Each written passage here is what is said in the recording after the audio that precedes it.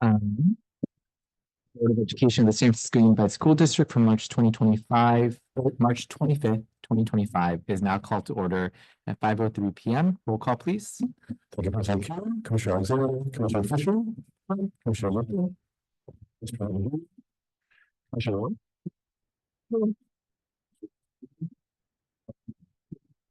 Thank you. Under item A, general information, the public should be able to access the accessibility information, translation and interpretation services, and virtual meeting information under item A. SFUSC will provide childcare for regular board meetings and monitoring meetings on the first floor of the Enrollment Center at 555 Franklin Street from 6:30 to 9 p.m. or the close of the meeting, whichever comes first. Childcare is for families who will be attending the regular and monitoring board meetings. Space is limited and will be provided on a first-come, first-served basis for children ages 3 to 10.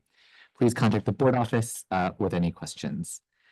At this time, before the board goes into closed session, I call for any speakers to the closed session items listed in the agenda. There will be a total of 5 minutes for speakers. Are there any speakers for public comment? One person. There are no virtual participants. I will recess this meeting at 5:04 p.m.